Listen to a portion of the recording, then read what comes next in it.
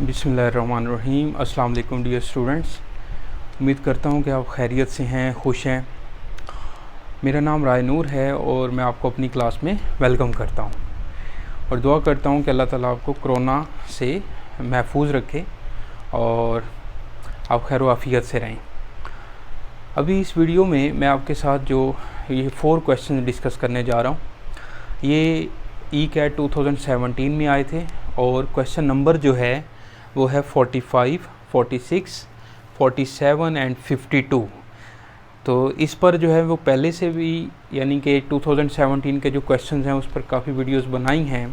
तो कुछ questions pending थे, मतलब रह गए थे, तो उस पर जो है वो अब मैं वीडियो बना रहा हूँ। तो आए जी शुरू करते हैं। तो फर्स्ट क्वेश्चन देखें कि if y is equal to 2 की power x then dy by d x equals. आपको पता है कि ये एक एक्सपोनेंशियल फंक्शन है और एक्सपोनेंशियल फंक्शन जो होता है वो y is equal to a की पावर x है। तो जब आप इसका डेरिवेटिव लेते हैं dy बाई डी एक्स तो ये बनता है a की पावर x और log ऑफ a, ठीक है ना। यानी कि ये वाला फार्मूला आपने अप्लाई करना है तो ये आ जाएगा आपके पास। जिस तरह y इज़ इक्वल टू 2 की पावर x है तो इसका सिंगल डेरिवेटिव लें आप, एक डेरिवेटिव लेना है 2 की पावर x, तो ये आ जाएगा log ऑफ 2। ओके, तो बड़ा आसान ये क्वेश्चन उस साल आया था, यानी कि एक्सपोनेंशियल फंक्शन का डेरिवेटिव। ओके, ये बीटा ऑप्शन इसकी करेक्ट ऑप्शन है।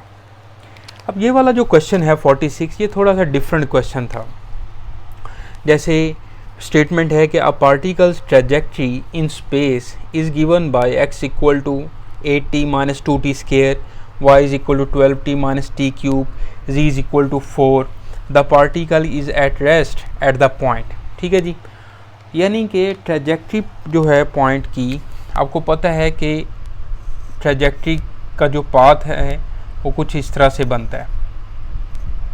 ठीक है, तो वो कहते हैं कि particle trajectory in space is given by x, y और जी कंपोनेंट के हिसाब से उसने दिया हुआ है। क्योंकि ये स्पेस है तो इसमें आई जे के यानी कि एक्स एक्सिस, वाई एक्सिस और जी एक्सिस जो हैं वो तीनों को देखते हुए उन्होंने वैल्यूज़ दे दी हैं। The particle is at rest at the point. अब आपको पता है कि जब जो पार्टिकल रेस्ट पे होगा तो उसकी जो वेलोसिटी है वो ज़ीरो हो जाएगी। तो जो वेलोसिटी होती है वो basically rate of change of displacement होता है। तो ये जो x की वैल्यू है, पहले आप इसका रेट ऑफ चेंज लें। ओके, तो हम इसको सॉल्व करते हैं। x is equal to 8t minus 2t square, तो इसका आप रेट ऑफ चेंज लें विद रिस्पेक्ट टू t, तो ये आ जाएगा आपके पास dx over dt is equal to d over dt 8t minus 2t square. तो ये चाहे आप डायरेक्ट भी लिख लेते हैं, तो डायरेक्ट जो है वो आप डेरिवेटिव भी लेके लिख सकते हैं। तो dx ओवर dt किसके इक्वल होता है? वेलोसिटी के। तो ये आ जाएगा 8 माइनस 4t। ठीक है बेटा, अब जब वो पार्टिकल रेस्ट पे होगा तो वेलोसिटी क्या हो जाएगी? ज़ीरो हो जाएगी। यानी कि at rest v is equal to 0। तो यहाँ से हमें टाइम मिल जाएगा t is equal to 2 second. Okay, यानी कि 2 सेकेंड्स के बाद वो रेस्ट पे चला जाएगा, पार्टिकल जो है वो रेस्ट पे होगा। ओके, अब ये जो t 2 सेकेंड है वो आप x, y और z में पुट कर दें तो आपको जो है वो पार्टिकल्स की जो ट्रेजेक्ट्री है यानी कि वो पॉइंट मिल जाएगा जहाँ पर वो रेस्ट में है। तो 2 सेकेंड पहले आप x में पुट करें तो x is equal to 8 into 2 minus 2 into 2 का स्केयर, तो ये आ जाएगा 16 माइनस 4 2s आर 8, तो x की वैल्यू आ जाएगी 8। ठीक है बेटा, अब आप y में t की जगह पे 2 पुट करें। ठीक है, तो y is equal to 12 into 2 और माइनस 2 का क्यूब, तो ये आ जाएगा 24 माइनस 8 तो 16। ओके, अब जो है हमारे पास z में तो t है ही नहीं, t वेरिएबल है ही नहीं, तो अब x की वैल्यू हमें मिल गई 8, y की वैल्यू 16 और z की वैल्यू 4। ओके, तो अब आपके पास आंसर क्या बनेगा? चार्ली बनेगा। ठीक है, बहुत इंपॉर्टेंट ये क्वेश्चन है कि जब पार्टिकल रेस्ट पर है तो वो किस पॉइंट पर पार्टिकल रेस्ट पे है, ये वो कहना चाह रहे हैं। ठीक है, तो इसमें हमारे पास एक सेकेंड, सॉरी, देखें जी, तो पार्टिकल जो है वो रेस्ट पे है, तो वो कौन से किस पॉइंट पर रेस्ट पे है, तो वो हमने फाइंड करना था। तो हमें हमारे पास अगर टी हो, टाइम हो, तो हम एक्स, वाई और जी की वैल्यू फाइंड कर सकते हैं। और मैंने एक्स वाले कंपोनेंट का डेरिवेटिव लिया तो हमें वेलोसिटी मिलेगी, और जब वो पार्टिकल रेस्ट पे होगा तो वेलोसिटी क्या हो जाएगी, उसकी जो स्पीड हो जाएगी वो 0 हो जाएगी। तो v 0 करें तो टाइम हमें 2 सेकंड मिल गया, और 2 सेकंड जो हैं वो में x, y और z में पुट करें तो हमें x, y, z की वैल्यू मिल जाएगी, और वही वो रिक्वायर्ड पॉइंट है जब पार्टिकल रेस्ट पे होगा। अंडरस्टैंड? लो जी, फिर आगे आ जाओ। नेक्स्ट जो क्वेश्चन है ये देखते हैं कि if f of x is equal to 3x minus 1 and g of x is equal to x into x minus 1 then g of f inverse x। अब देखें तो सबसे पहले तो आप f ऑफ x का जो है वो इन्वर्स लें। तो इन्वर्स लेने के लिए मैं आपको इसका एक शॉर्टकट छोटा सा बताता हूँ कि आप सिंपल पहले x लिख लें, इधर जो कांस्टेंट प्लस माइनस हो रहा हो, जैसे -1 है तो इसके साथ आके ये +1 हो गया। इधर x के साथ जो कोफिशिएंट मल्टीप्लाई हो रहा है उसको इसके साथ आप डिवाइड कर दें, तो ये f इनवर्स x है डायरेक्ट। अगर आपको ऐसे याद ना रहे तो आप डायरेक्ट जो है f ऑफ x की जगह पे y लिखें 3x माइनस 1, और यहाँ से आप x को सब्जेक्ट बनाएं।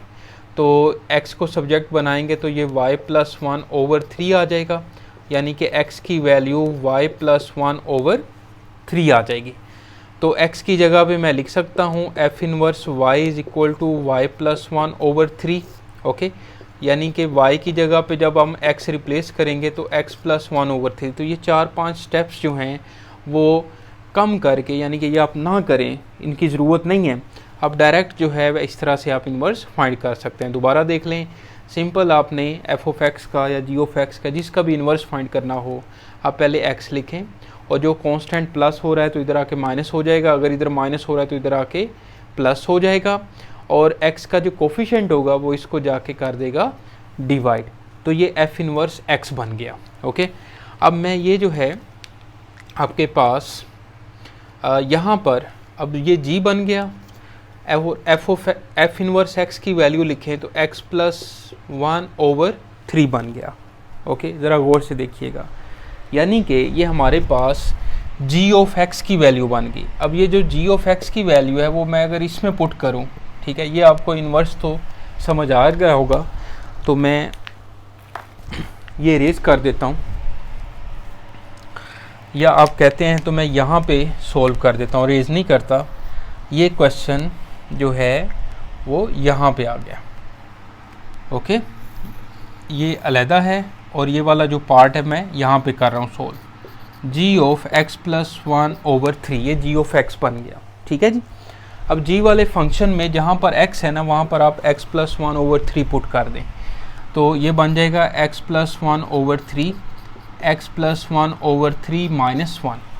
g ऑफ x में जहाँ पर x है, तो जहाँ पर g ऑफ x में x है वहाँ पर हमने x प्लस 1 ओवर 3 जो है वो पुट कर देना है। ओके, अब इसको सिंप्लीफाई करें ज़रा, तो x प्लस 1 ओवर 3, और ये आ जाएगा x plus 1 minus 3 over 3, x plus 1 over 3, और ये आ जाएगा x माइनस 2 ओवर 3। तो देखें इनमें से कोई ऑप्शन यहाँ पे पड़ी हुई है, इनमें से कोई भी ऑप्शन नहीं पड़ी हुई।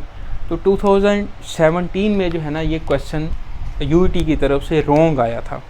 सही है, मैंने इसको कंफर्म किया है, ये इस क्वेश्चंस की जो ऑप्शंस हैं वो रॉन्ग आई थी।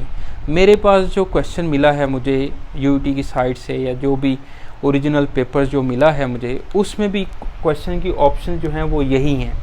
अगर ये वाली ऑप्शन होती, बना सकते हैं वो, तो फिर तो ये आंसर है। बाकी इसका सोल्यूशन जो है वो सेम ऐसे है, यही इसका आंसर है। मज़ीद आप x plus 1 into x minus 2 over 9 लिख सकते हैं इसको, और ये वाली ऑप्शन देखें कहीं भी नहीं पड़ी हुई। ओके, तो मैंने सोचा कि आपको ये क्वेश्चन लाजमी करवाना चाहिए। हाँ, ये है कि वो शायद इसका ग्रेस मार्क्स उसको देना पड़ेगा जो अटैम्प्ट करता बच्चा, और सॉल्यूशन इसका इसी तरह से करना है आपने। क्लियर है बात? तो इसकी कोई भी ऑप्शन जो उन्होंने दी हुई है वो मतलब कि ये वाली ऑप्शन नहीं है। अब ईटा ऑप्शन जो है अगर होती कि नन ऑफ दीज, या इसमें से कोई एक ऑप्शन नन ऑफ दीज होती, तो फिर वो करेक्ट ऑप्शन होती है। आप अंडरस्टैंड कर रहे हैं मेरी बात को? सही है। तो मेरा ये करवाने का क्वेश्चन जो है मकसद था ना, वो ये था कि आपको ये मेथड आ जाए कि ये जी ऑफ एफ इनवर्स एक्स कैसे फाइंड करते हैं। आपको ये मेथड समझाना मकसद है। क्वेश्चन में गलती भी हो सकती है, ऑप्शंस में वो कुछ और भी नन ऑफ दीज या यही ऑप्शन भी दे सकता था। तो ई कैट का ओरिजिनल क्वेश्चन ही मैंने आपके साथ डिस्कस किया और उसकी रीज़न भी आपको मैंने बता दी है। अब चलते हैं जी इस क्वेश्चन पे। क्वेश्चन नंबर है जी 52, पेपर का है ये नंबर है क्वेश्चन नंबर। तो यूजिंग बायनोमियल थ्योरम √40 की पावर है जी 5 और अप्रोक्सीमेट्स 2, इसको हमने सॉल्व करना है। देखें 40 और ऊपर पावर है, यानी कि इसकी जो क्यूथ रूट है, क्यूथ रूट यहाँ पे क्यू अगर लिखा हो तो 40 की पावर क्या हो जाएगी 1/q। अगर यहाँ पर 2 लिखा है तो स्क्वायर रूट हो जाएगा ना 40 की पावर 1/2। इसी तरह हम इसको लिखेंगे 40 की पावर 1/5। अब आप पावर को देखते हुए अंदर जो 40 है ना, इसके पेयर बनाएं, यानी कि ऐसा पेयर बनाएं जो पावर के साथ सॉल्व हो जाए इजीली। तो मैं इसको लिख सकता हूँ 32 + 8 की होल पावर 1/5। ठीक है। अब बायनोमियल थ्योरम लगाना है, बायनोमियल थ्योरम की एक्सपेंशन जो एक्सपेंशन है वो लगानी है। तो बायनोमियल थ्योरम में तो आपके पास a + b की होल पावर n है ना, तो आप इसको जो है ना बायनोमियल सीरीज से जो है ना वो सॉल्व करें। जैसे फर्स्ट जो है 32 यहाँ से आप कॉमन लें तो ये पावर समेत बाहर आ जाएगा और 32 की जगह पे 1 लिखेंगे और 1 + 8/32 की पावर 1/5। ठीक है बेटा। तो बायनोमियल थ्योरम से आपको हरगिज़ ये मतलब नहीं है कि आपने a + b की होल पावर n वाला ही फार्मूला लगाना है, आप उसको बायनोमियल सीरीज से भी एक्सपेंड कर सकते हैं। समझ रहे बात? तो एंटी टेस्ट का क्वेश्चन है तो इस बहस में नहीं जाना कि ये कैसे यानी कि कैसे हो रहा है, या आप कह लें कि बायनोमियल थ्योरम ही लगाना चाहिए। तो बायनोमियल थ्योरम से ये जो है ना इसकी कैलकुलेशन बहुत मुश्किल हो जाएगी। बायनोमियल सीरीज से 1 + x की होल पावर n वाला जो एक्सपेंशन है उससे ये इजी हो जाएगा। ओके। तो मकसद हमारा क्या है, आंसर निकालना। ठीक है जी। जैसे 32 आंसर निकालना और सही मेथड से आंसर निकालना। इसका ये हरगिज़ मतलब नहीं लेना आपने कि सर जी कह रहे हैं कि आंसर निकाल लो चाहे गलत मेथड ना निकाल लो, इसका ये मतलब नहीं है। ओके जी। अब 5 से 5 कैंसिल हो गया और 1 + 1/4 की पावर 1/5। अब आपको पता है कि जो बायनोमियल सीरीज़ है वो होता है 1 + x की whole power n = 1 + nx + n × n-1/2 factorial x² + so on, और यहाँ पर जो x मोड है वो <1 होता है। ठीक है। अब देखें तो 1/4 जो है वो <1 है, तो बाहर तो जो है वो 2 आ गया, बाहर तो 2 है। तो अब आपने इसकी जब अप्रोक्सीमेट वैल्यू निकालनी है ना बेटा, तो आप सिर्फ 1 + nx 2 टर्म्स तक या 3 टर्म्स तक लिख लें। ठीक है। तो क्योंकि ये एंटी टेस्ट का क्वेश्चन है तो इसमें कैलकुलेटर तो अलाउ नहीं है, तो आप 2 टर्म्स तक लिख लें ताकि कैलकुलेशन ईजीली हो जाए। तो मैं इसको लिख सकता हूँ 1 + 1/5 × 1/4। ठीक है। तो ये 1 + 1/20 हो जाएगा, यानी कि 2 × 1 + 1/20। ठीक है। इसका आप एलसीएम लें, तो मैं ये यहाँ पे लिख रहा हूँ, तो ये बन जाएगा 20 + 1/20। ये कटिंग करें तो 21/10, यानी कि 2.1 इसकी वैल्यू आ जाएगी अप्रोक्सीमेटली। तो इसकी जो करेक्ट ऑप्शन बनेगी वो बनेगी चार्ली बेटा। ओके। कोई मुश्किल क्वेश्चन नहीं है ये, इसमें ज़रा सी भी आपको प्रॉब्लम लगे तो आप लाजमी पूछें। ये एक्सरसाइज जो है वो 8.2 में भी क्वेश्चन हैं इस तरह के, 8.3 में भी क्वेश्चन हैं। ठीक है। तो इसी मेथड से आपने बायनोमियल सीरीज से ही इसको एक्सपेंड करना है। यहाँ पे 1 बनाना है, क्योंकि बायनोमियल सीरीज़ में फर्स्ट एलिमेंट जो है वो 1 होना चाहिए, 1 + x की होल पावर n।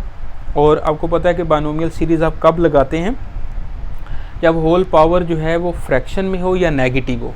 अब यहाँ पर उसने बायनोमियल थ्योरम ऐसे लिख दिया है, लिखना चाहिए था बायनोमियल सीरीज़।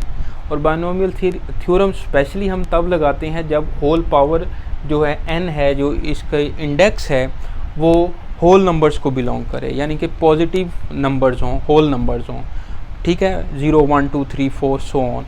और जब पावर जो है वो रेडिकल साइन में आ जाए, फ्रैक्शन में आ जाए, या पावर नेगेटिव हो, तो हम हमेशा बायनोमियल सीरीज़ से ही उसको सॉल्व करते हैं। तो उम्मीद करता हूँ कि आपको इस चारों क्वेश्चंस की जो है वो समझ आ रही होगी। ओके, और बाकी इसको अच्छी तरह से प्रैक्टिस करें आप, और इससे रिलेटेड जितने भी क्वेश्चंस होंगे वो आप कर सकते हैं। ठीक है जी, वीडियो देखें अच्छे तरह से। अगर इसमें कोई प्रॉब्लम लगे, कुछ शेयर करना हो तो लाजमी पूछें, कमेंट्स करें, और वीडियो अपने दोस्तों के साथ शेयर करें। और अपना बहुत ख्याल रखें जी, खुश रहें। वीडियो देखने का बहुत शुक्रिया, थैंक यू, अल्लाह हाफिज़।